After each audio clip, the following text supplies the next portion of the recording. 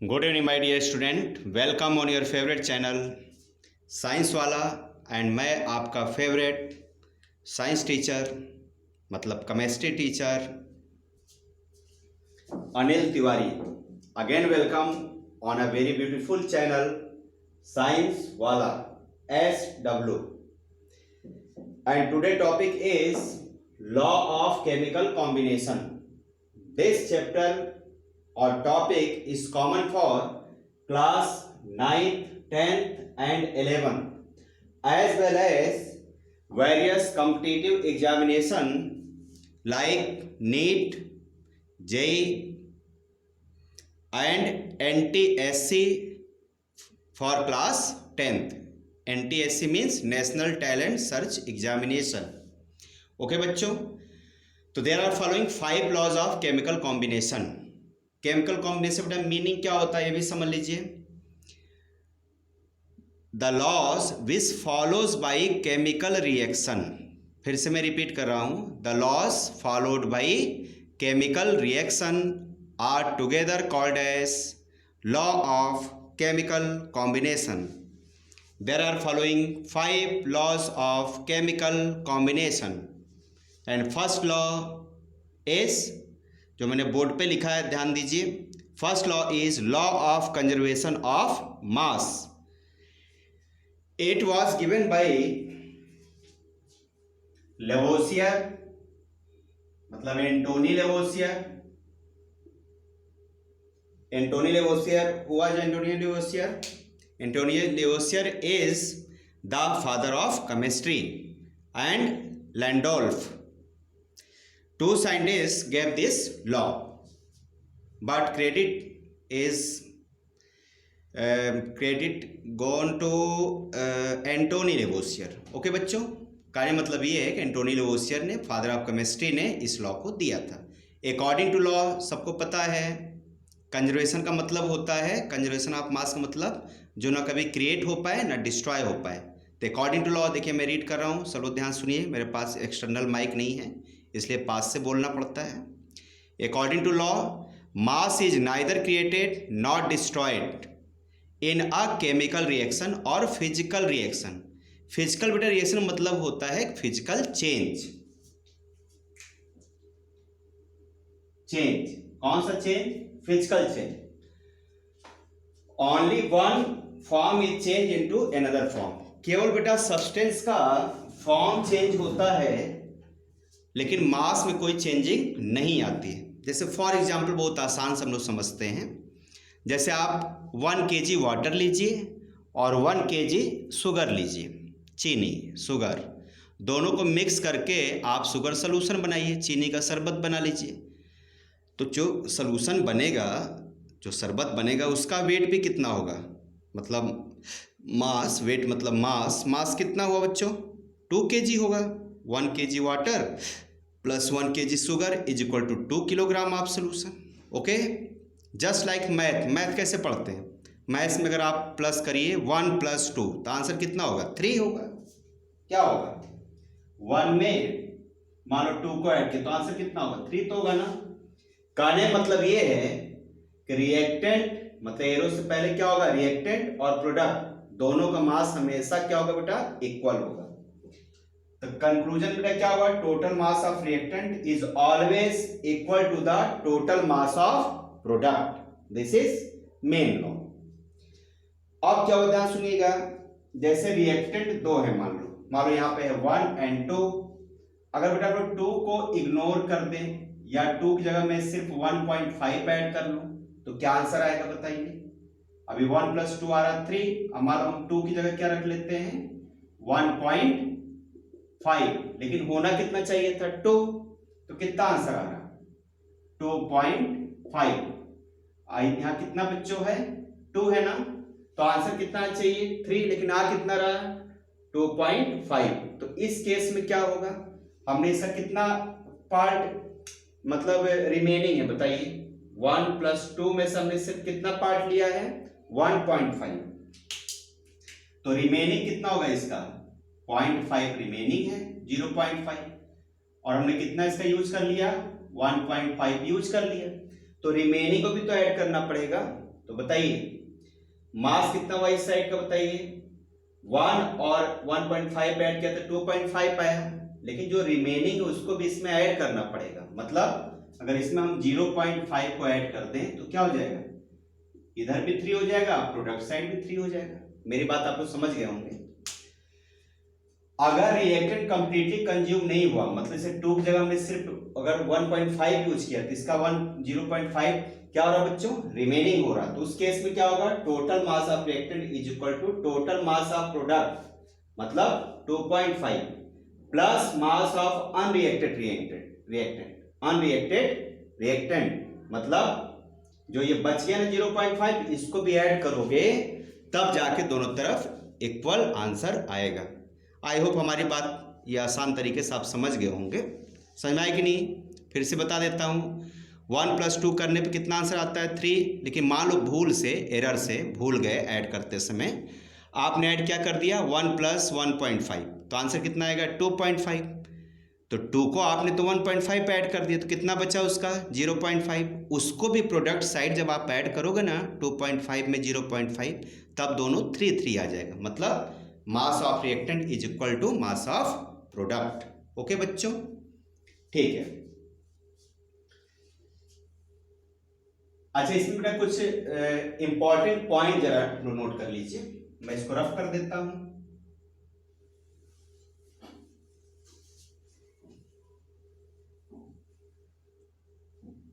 देखिए इसमें कुछ इंपॉर्टेंट पॉइंट क्या है, नोट में पॉइंट लिखिएगा। फर्स्ट, देखिए this law is only followed on balance chemical equation. Note करिएगा, follow only in balance chemical equation. क्यों बेटा बैलेंस करना पड़ता है, बैलेंस करेंगे तभी ये लॉ फॉलो होगा, तभी तो दोनों तरफ इक्वल आएगा। ओके, इस लॉ का मेन मतलब है कि बैलेंस केमिकल इक्वेशन आपको लिखना पड़ता है। क्यों बैलेंस इक्वेशन लिखना पड़ता है, मालूम से कहा जाए कि why it is necessary to write a balance chemical equation in chemistry. तो इसका आंसर होगा to follow the law of conservation of mass. Okay, ठीक। सेकेंड बच्चों है, नोट में सेकेंड पॉइंट नोट करिएगा। सेकेंड पॉइंट बच्चों ये है कि ये जो लॉ है ये केवल केमिकल रिएक्शन पर फॉलो होता है। नोट करिएगा, only follow by chemical reaction. Okay, और कैसा केमिकल रिएक्शन होना चाहिए, बैलेंस होना चाहिए। क्या होना चाहिए बच्चों, बैलेंस। ठीक है ना, चलिए मैंने यहां लिख दिया balance. Third point, law of conservation of mass. Law of conservation of mass is not followed by nuclear reaction. Okay, is not followed, या आप लिख सकते हैं अप्लीकेबल भी लिख सकते हैं, एक ही बात है, applicable on nuclear reaction. Nuclear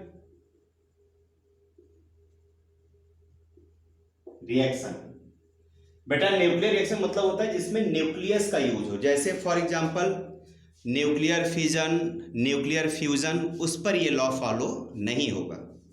जैसे फॉर एग्जांपल, इसका एग्जांपल क्या हो गया, न्यूक्लियर फिजन। सेकेंड बच्चों हो गया न्यूक्लियर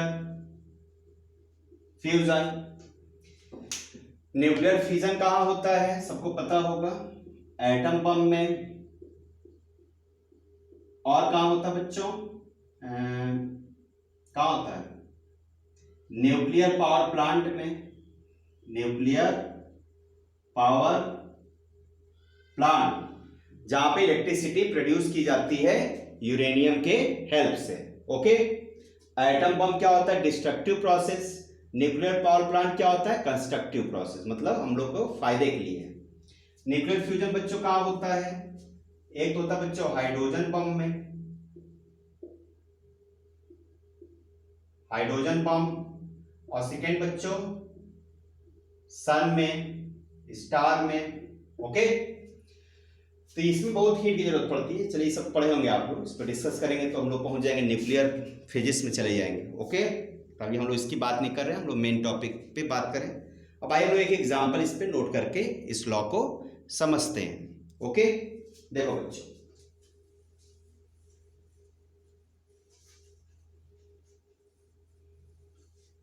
जैसे फॉर एग्जाम्पल आपसे कहा जाए कि Mg रिएक्शन करता है ऑक्सीजन से और क्या बन जाता है बच्चों, MgO। इस रिएक्शन क्या बोलेंगे, बर्निंग ऑफ मैग्नीशियम। बर्निंग का मतलब होता है प्लस O2। इसका स्टेट क्या है, सॉलिड। इसका स्टेट क्या है, गैस। इसका स्टेट क्या है, सॉलिड। अब बेटा हमको इस लॉ को फॉलो करना, बताइए क्या ये बैलेंस है। सबसे पहले चेक करिए बैलेंस है कि नहीं, तो आंसर होगा नहीं बैलेंस है। देखो ध्यान से, इधर है 1, इधर है 1 Mg क्या एटम, और इधर ऑक्सीजन के 2 एटम्स हैं, और यहाँ कितना 1, तो बैलेंस करिए, यहाँ पे 2 और यहाँ पे 2। देखो बेटा जिन बच्चों को बैलेंसिंग करने में प्रॉब्लम होती है, मैंने क्लास 10 का वीडियो भी बनाया हुआ है, how balance a chemical equation. आप लोग देख लीजिएगा, बहुत ही ज़बरदस्त ट्रिक मैंने उसमें बताया है, आपको कहीं कोई नहीं बताएगा, है ना। तो उसको आप ज़रूर देखिएगा, बहुत ही प्यारा ट्रिक मैंने आपको बताया। कोई भी दुनिया का रिएक्शन होगा फट से बैलेंस हो जाएगा। ओके बच्चों, और उस ट्रिक का नाम है AT formula, Anil Tiwari formula. Okay, एक बार देखिएगा जरूर, याद रख करेंगे आप लोग हमें। देखो अब आइए हम बैलेंस करते हैं।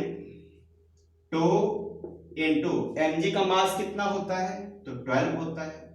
आंसर कितना आ गया, 24 ग्राम। मास को ग्राम में लिखिएगा।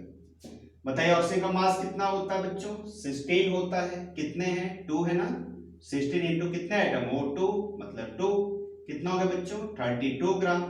इसमें बताइए स्टार्टिंग में 2 लिखा हुआ है, ब्रैकेट बना लीजिए। Mg का मास कितना हुआ, 12। 12 नहीं होता है, 24 होता है बच्चों, ये हो जाएगा 48, गलत हो गया। और यहां कितना होगा बच्चों, 24। मास लेना है, नंबर नहीं। प्लस ऑक्सीजन बेटा कितना होगा, 16। कितना हो गया आंसर बताइए, 2 इंटू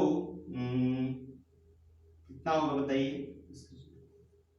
40, मतलब हो गया बेटा आंसर 80 ग्राम। अब इधर ऐड करते हैं, रिएक्टेंट का मास कितना हुआ बताइए, 40 प्लस 32, इसके इक्वल आना चाहिए।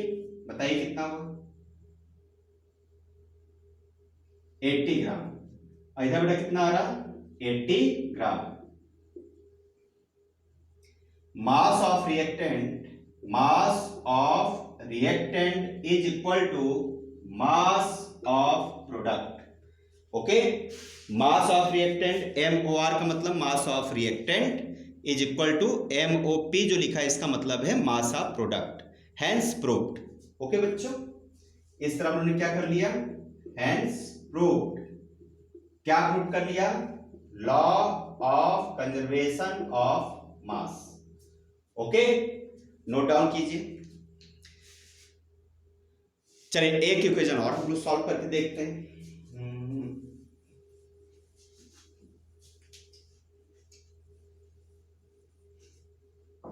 जैसे for example H2 plus Cl2 is equal to HCl। क्या बैलेंस है, नहीं है बैलेंस। बैलेंस करिए, क्या रखना पड़ेगा यहाँ पे 2। बताइए H का मास कितना होता है बेटा, ये क्या है, गैस है, ये गैस है और ये भी गैस, याद रखना। ये एसिड नहीं है, इसका नाम होता है हाइड्रोजन क्लोराइड गैस। जब बेटा HCl गैस को आप वाटर में डिसॉल्व करते हैं ना, तो जो सॉल्यूशन बनता है उसे बोलते हैं हाइड्रोक्लोरिक एसिड, याद रखिएगा। बताइए H का मास कितना होता है, 1। कितना हो जाएगा यहाँ पर, 1 इंटू 2, क्योंकि 2 हाइड्रोजन के एटम्स हैं। आंसर कितना हुआ, 2 ग्राम। इसका बताइए कितना होता है बच्चों, 35.5 इंटू कितने आइटम्स हैं, 2। आंसर कितना हो गया, 71 ग्राम। नहीं सॉरी, कितना हो जाएगा बताइए, 75। हाँ सही है, सही है। और इसमें बताओ बच्चों क्या होगा, 2h का हो गया 1 प्लस 35.5, कितना आंसर होगा सोच के बताइए, 2 इंटू 36.5, तो कितना हो जाएगा 73 ग्राम। इधर कितना होगा, दोनों को ऐड करिए, आंसर कितना आ रहा 73 gram. Mass of reactant is equal to mass of product, hence proved. तो दो एग्जांपल सफिशिएंट है, आप लोग सॉल्व और भी एग्जांपल ऐसे कर लीजिएगा, ठीक है ना। इक्वेशन हमेशा बैलेंस होना चाहिए, याद रखिएगा। ओके बच्चों, चलिए सेकेंड लॉ पढ़ते हैं। ओके, सेकेंड लॉ से पहले बेटा मैं थोड़ा इसमें वो भी बता दूं कि न्यूक्लियर रिएक्शन पे ये फॉलो तो होता नहीं लॉ ऑफ कंजर्वेशन ऑफ मास। तो आइए थोड़ा इस पे मैं एक एग्जांपल बता देता हूं। जैसे बच्चों फॉर एग्जांपल आपको बेटा याद होगा डिस्कवरी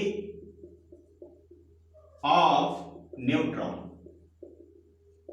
किस ईयर में हुआ था, 1932 बाय जेम्स चैडविक। कैसे मुझे डिस्कवरी किया था बच्चों, याद है आप लोग को, 9th क्लास में पढ़े होंगे, by bombarding of alpha. Alpha का बेटा मतलब होता है, अल्फा पार्टिकल का मतलब होता है हीलियम का न्यूक्लियस, न्यूक्लियस ऑफ हीलियम। तो कैसे लिखते हैं, जो हीलियम का सिंबल होता है ना वही अल्फा का भी होता है, because alpha particle is the nucleus of helium. दोनों क्या होते हैं, सेम होते हैं। ओके, तो कैसे बच्चों किया था ध्यान समझिएगा, on nucleus of beryllium boron, okay etcetera. और भी ले सकते हैं, मतलब हैवी मास का नहीं होना चाहिए, कम मास का होना चाहिए, मतलब लो पार्टिकल या लो वेट के न्यूक्लियस वाले आइटम होना चाहिए। तो किसका उन्होंने चूज किया था बच्चों, बेरिलियम एंड बोरॉन को इसके लिए चुना गया था, चूज करा था किसने, जेम्स चैडविक ने। कैसे इसको खोज किया न्यूट्रॉन की, सुनो बच्चों, बेरिलियम होता है 4 और 9, सबको पता है, प्लस इस पे हीलियम पे बम्बार्डिंग करिए तो क्या होगा बच्चों बताइए, इसमें ब्रेक होकर एक बनता है न्यूट्रॉन। तो न्यूट्रॉन कैसे लिखते हैं, N01 प्लस, इस नंबर को चाहो तो इस साइड लिख दो, वैसे कहीं भी लिखिए कोई फर्क नहीं पड़ता है, आप यहां लिख दीजिए।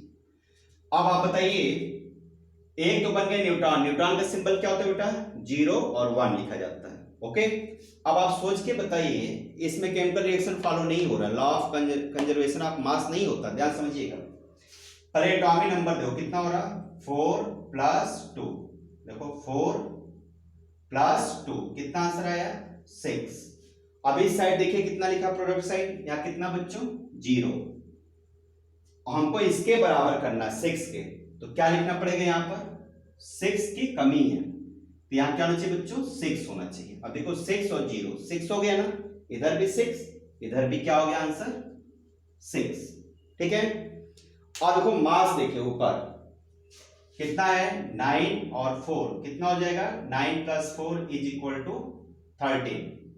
ओके, इस साइड का कितना मास है बताइए 1 है, 1 में कितना और ऐड करना पड़ेगा 12, यानी यहाँ क्या होना चाहिए 12, तो 12 और 1 13 हो गए, तो 9 4 13, यहाँ 12 लिख दोगे तो 12 और 1 13।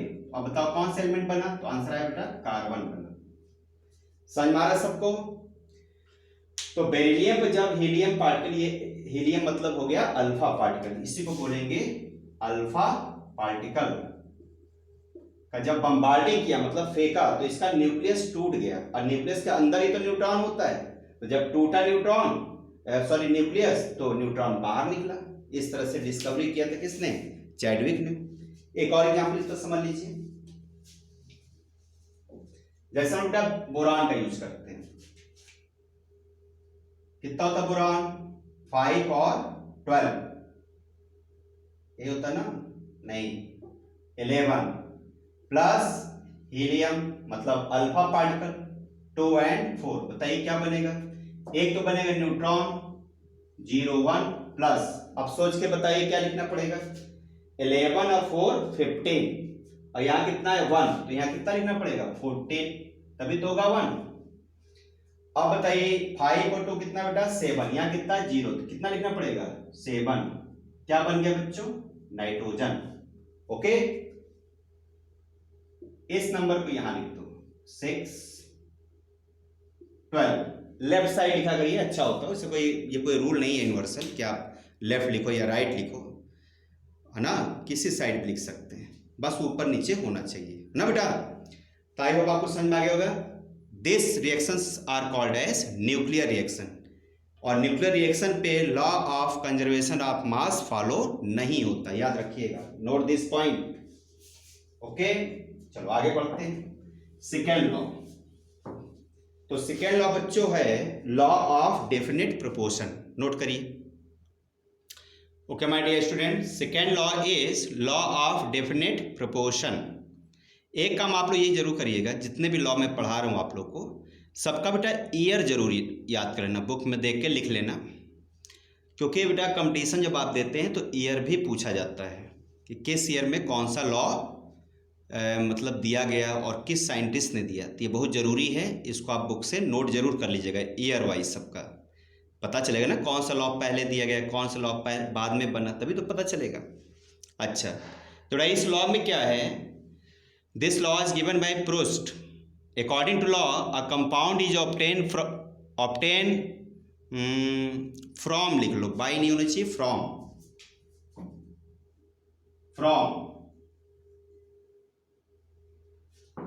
different sources, but the ratio of different kinds of elements of that compound always has a definite or fixed proportion।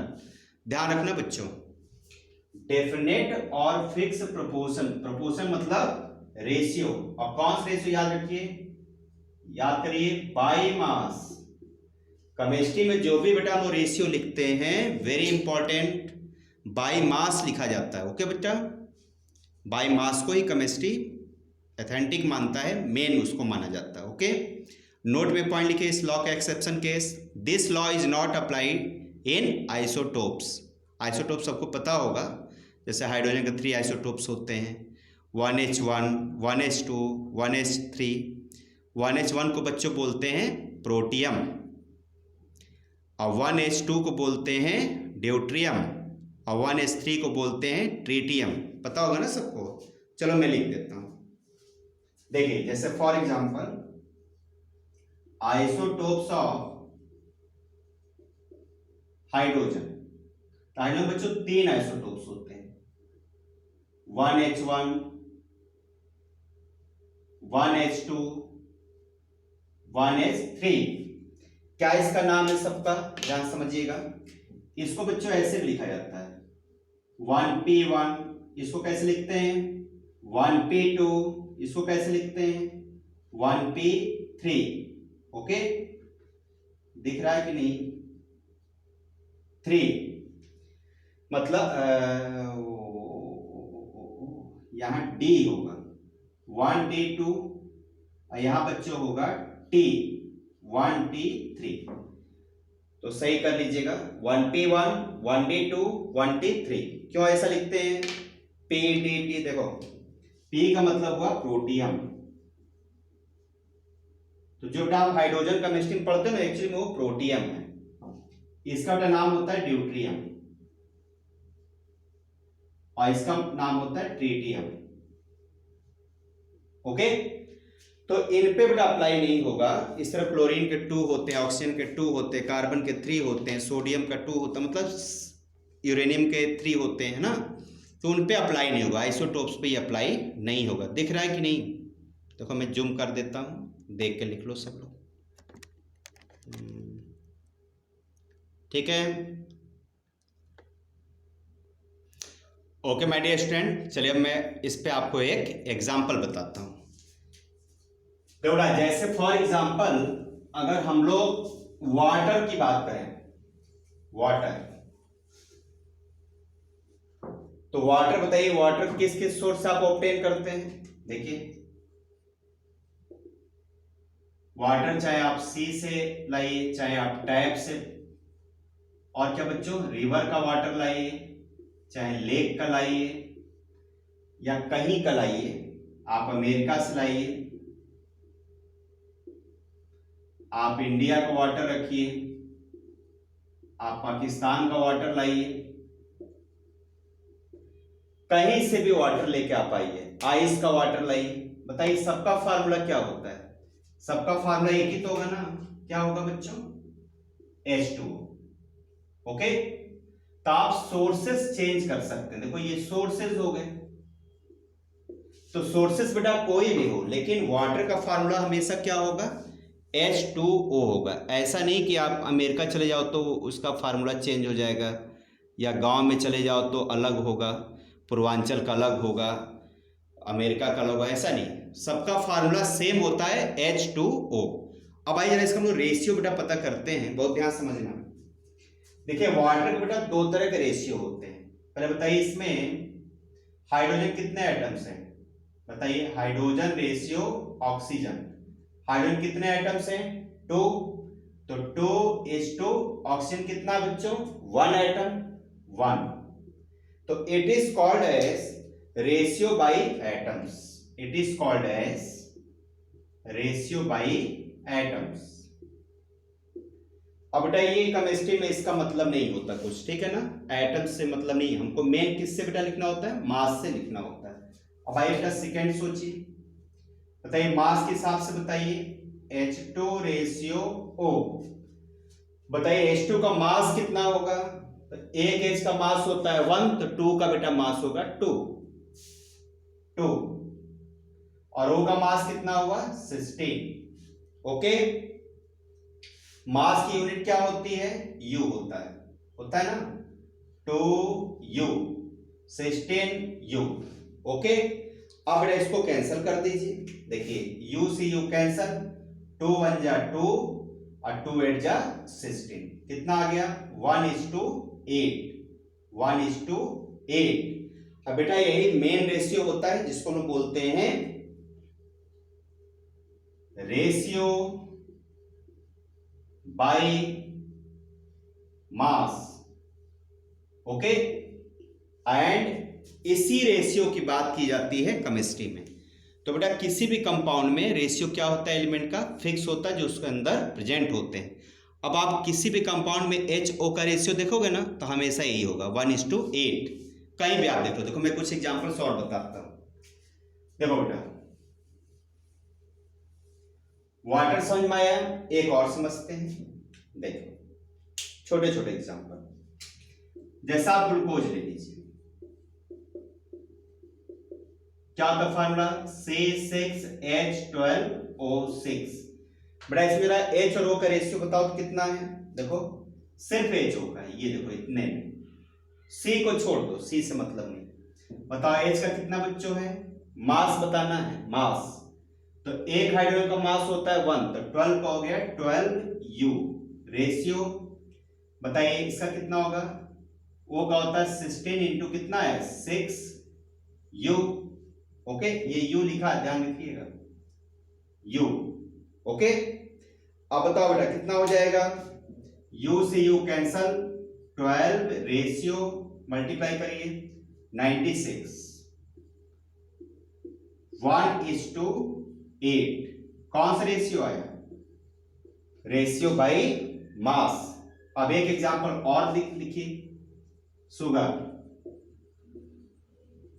C12H22O11।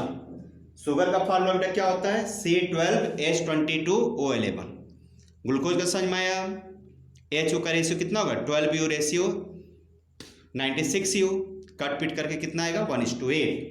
अब शुगर का समझिए, शुगर को बच्चों सुक्रोज भी कहा जाता है, याद रखना, sugar is also called as sucrose.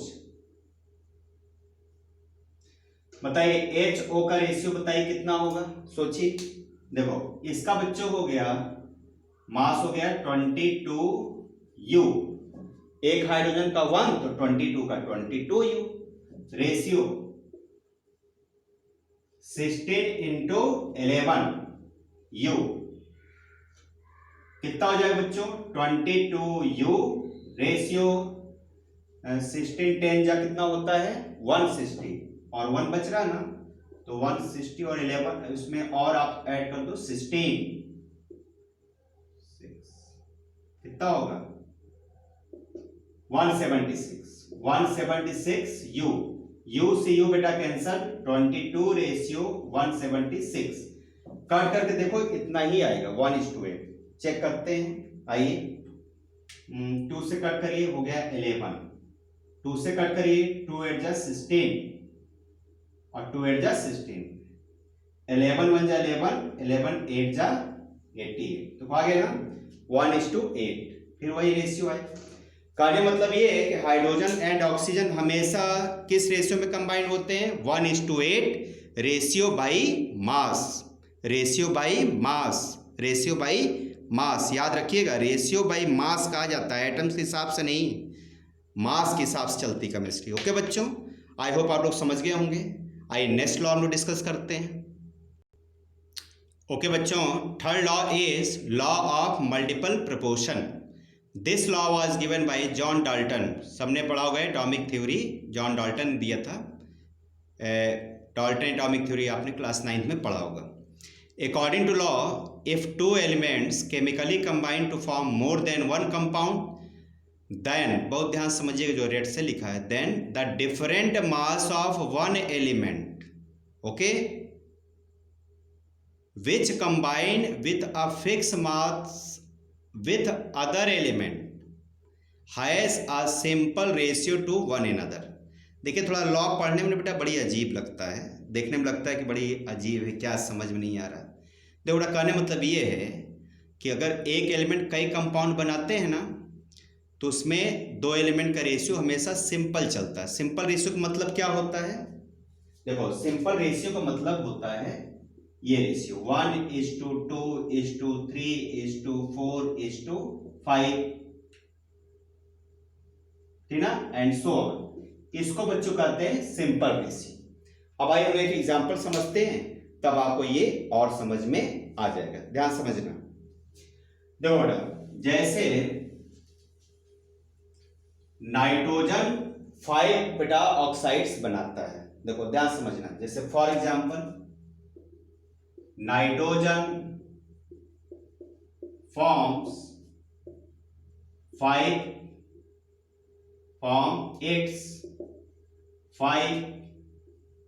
Oxides देखो ऑक्साइड्स कैसे बनते हैं ध्यान समझना बच्चों देखो जो नाइट्रोजन होता है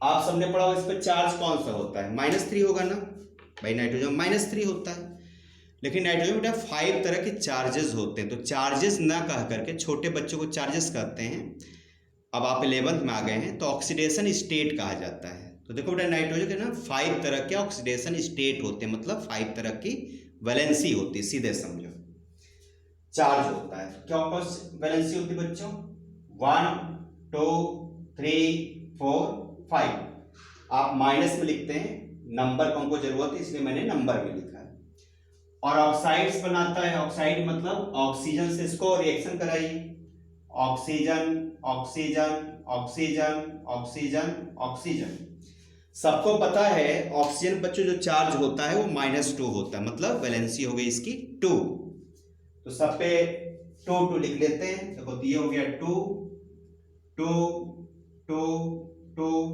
2 ओके अब पहला कंपाउंड बताओ क्या बनेगा इन दोनों में बहुत ध्यान से बताइए यहां 1 यहां 2 तो क्रॉस हो जाएगा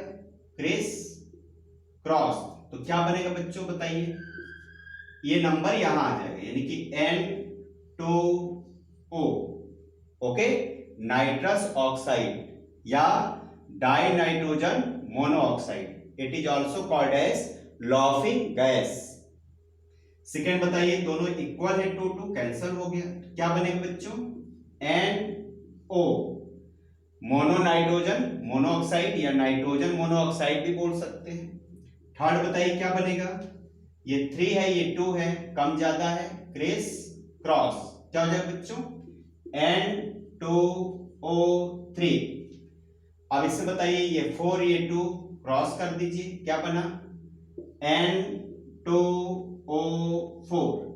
देखिए इसमें सिंपलेस्ट मत करिएगा कि आपने यहाँ काट दिया 2 1 जा 2 2 2 जा 4, गलत हो जाएगा। जो एक्यूरेट कंपाउंड है मॉलिक्यूलर फार्मूला लिखना उसका, सिंपलेस्ट मत करिएगा।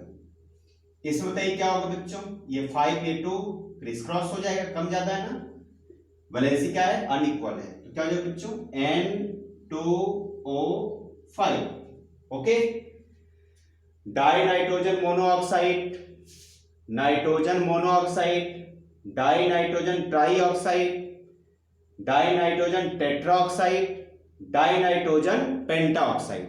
ओके, और को बहुत ध्यान से समझना, देखो सभी कंपाउंड में N और O दोनों है, लेकिन ये मेन कंपाउंड किसका है बताइए आप, नाइट्रोजन मेन है ना इसमें मेन कौन सा है नाइट्रोजन। नाइट्रोजन ने 5 कंपाउंड बनाया, ऑक्सीजन ने 5 कंपाउंड नहीं बनाया, ऑक्सीजन तो उसके साथ जुड़ रहा है। तो देखो बेटा, नाइट्रोजन के मास को हम लोग क्या कर देंगे, फिक्स कर देंगे, यानी इसका जो एटॉमिक मास होता है, कितना मास होता है 14 होता है, तो 14 कर देंगे। और भाई इसको हम लोग एक डेटा से समझते हैं बच्चों, ध्यान समझना। तो ऐसा करते हैं, इसको इतना हटा देते हैं, अब ध्यान सुनना। इससे बताइए डेटा जब हम लिखेंगे तो ये 5 कंपाउंड बन गए, ठीक है ना। अब सब में बच्चों आप लोग बताइए कितना कितना इनका मास है, पहले हम लोग मास लिखते हैं, तो बताइए कितना होगा।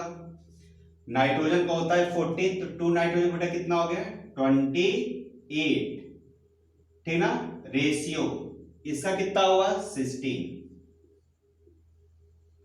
इसमें बताइए 14 रेशियो 16, इसमें बताइए 28 रेशियो 48, इसमें बताइए 14 14 28 रेशियो 64।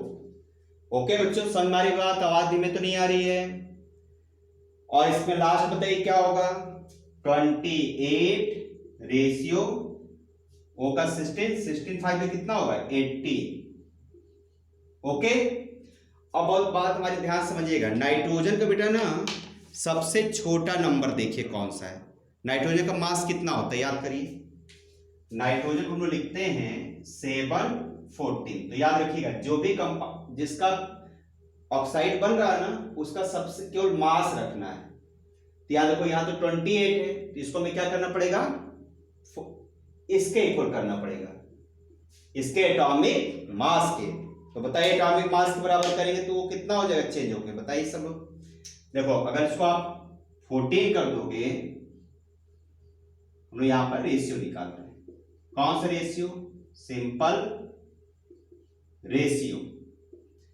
तो सिंपल रेशियो कैसे बनाते हैं, इसको 14 करना पड़ेगा, तो ये जो 28 है इसको 14 करो, तो अगर ये हाफ किया तो ये भी हाफ हो गया, कितना हो जाएगा 8। इसे बताइए 14 रेशियो, ये तो सिंपलेस्ट है, तो 16 हो गया बच्चों। इसे बताइए 28 है ना, इसको भी 14 करिए, सबको 14 करना है, यहाँ पे क्या करना बच्चों 14 इसके बराबर, उसी हिसाब से ऑक्सीजन को एडजस्टमेंट करिए। तो ये 14 तो ये 8, ये 40 तो 16 सही है, ये कितना होगा 28 से 40, तो ये कितना हो जाएगा, इसका हाफ किया ना 28 से 14 का हाफ किया, तो ये भी हाफ करो, कितना हो जाएगा 24, सही है। यहां बताइए इसको आपने किया हाफ, इसको भी हाफ करिए, कितना हो जाएगा बच्चों 32। ये बताइए इसको किया आपने हाफ, ये किसको करना पड़ेगा 40। ओके, अब हमारी बात बेटा बहुत ध्यान से समझना।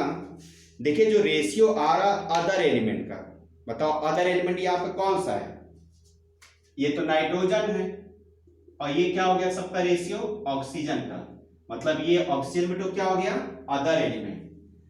अगर रेशियो निकालिए तो नाइट्रोजन रेशियो ऑक्सीजन, इसका आपने कितना रखा हमेशा 14 14, इसका फिक्स कर दिया आपने कितना बच्चों 14 ग्राम मान लो या यू मान लो, जो भी मान लो 14 मान लो। अब यार देखो उधर कितना आ रहा है ऑक्सीजन कितना आ रहा, 8:16:24:32:40। 8 का टेबल बन रहा है, ध्यान से देखो। अब बेटा इसको सिंपलेस करिए, तो सिंपलेस कैसे करते हैं, जो सबसे छोटा नंबर है ना उसी से डिवाइड कर दो। तो 8 1 जा 8, 8 2 जा 16, 8 3 जा 24, 8 4 जा 32, 8 5 जा 40। तो देखिए सिंपलेस्ट रेशियो आ गया कि नहीं, बताइए सिंपल रेशियो हुआ कि नहीं, 1:2:3:3:4:5। किसके साथ, फिक्स अमाउंट ऑफ नाइट्रोजन, यानी कि 14 ग्राम लिखो चाहे 14 यू लिखो, आपकी मर्जी है। ओके बेटा, लेकिन ऑक्सीजन क्या रेशियो आ रहा, 1 2 3 4 5। ओके, हमें लगता है आपको लॉ समझ में आ गया होगा, नोट डाउन कर लो बच्चों, फिर हम लोग आगे बढ़ते हैं। बेटा एक एग्जांपल और समझते हैं। देखिए सल्फर 2 ऑक्साइड्स बनाता है, SO2 एंड SO3। SO2 का मतलब सल्फर डाइऑक्साइड, SO3 का मतलब सल्फर ट्राई ऑक्साइड। उसको भी चेक करके बताइए आप लोग। देखिए जैसे को बेटा चेक करना है, एक क्वेश्चन और नोट करते हैं।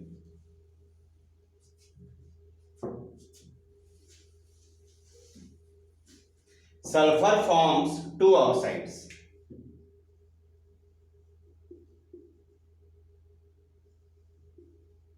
To oxides.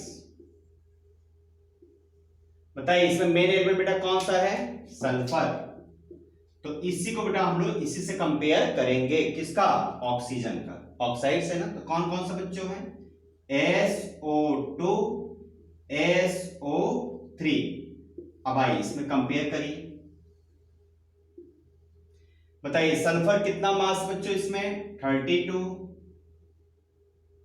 होता है ना सल्फर का मास, 32 ऐसे लिखते हैं ना, 16 32, तो 32। और ऑक्सीजन का रेशियो कितना आ रहा बताइए, 16 2 जा 32। इसमें बताइए 32 रेशियो 16 इंटू 3 48। सबको समझ में आ रहा है। अब बेटा इसमें सल्फर को फिक्स कर देते हैं। सल्फर का सबसे मिनिमम कितना है, 32। यानी कि सल्फर को फिक्स कर दो, 32 किसका, सल्फर। अब आप इसको नोट करिए कि इसमें कितना कितना बच्चों आ रहा है, सल्फर ये 32 होना चाहिए, तो दोनों जगह तो 32 है, तो ये चेंजिंग नहीं होगा, मतलब रेशियो कितना हो गया, ये ऑक्सीजन का ये क्या हो गया बच्चों, सिंपल रेशियो। कितना है ऑक्सीजन का बताइए, मास कितना होगा, ये 32 होना चाहिए, तो ये ठीक तो है, 32 इसमें भी कोई चेंजिंग नहीं होगी, इसका मतलब 32 ओके, सॉरी 48। अब बताओ बच्चों इसका आंसर क्या होगा, रेशियो बताइए कितना आएगा, बोलिए सब लोग फटाफट सॉल्व करिए पॉज करके। देखिए अब सल्फर रेशियो ऑक्सीजन, इसका मास 32 यूनिट्स, क्या है बच्चों, फिक्स है। यूनिट का मतलब ग्राम ले लो या यू ले लो, कुछ भी ले लो। ऑक्सीजन बताइए कितना बच्चों है, 32 रेशियो 48। कट करिए, किससे कट होगा, 16 2 जा 32 और 16 3 जा 48, ये रेशियो आ गया। बताइए कैसा रेशियो आ रहा, सिंपल रेशियो है कि नहीं। सिंपल रेशियो का मतलब ऐसा नहीं कि 1 से ही स्टार्ट होना चाहिए, 1 2 3 4 ऐसा नहीं, नंबर बच्चों होना चाहिए, मतलब 2 3 4 ऐसा होना चाहिए, पॉइंट में नहीं होना चाहिए। ओके, तो कैसा रेशियो आ गया बच्चों, सिंपल रेशियो। आई होप आप लोग हमारी बात समझ बच्चों आ गई होगी, नोट डाउन कर लीजिए। और हम लोग फिर नेक्स्ट लॉ पढ़ते हैं, या ऐसा करते हैं कि हमने आपको 3 लॉ तो पढ़ा दिया ना, वीडियो काफ़ी लंबी बेटा हो जा रही है। देखिए नियर अबाउट 50 मिनट्स होने वाले हैं, बहुत लंबा हो जाएगा, तो ऐसा करेंगे इसका हम पार्ट सेकेंड बना दूंगा आगे के लॉ का। तो इसको आप लिख लीजिए, ये क्या हमने पढ़ लिया बच्चों, पार्ट फर्स्ट, इसको मान लीजिए पार्ट फर्स्ट।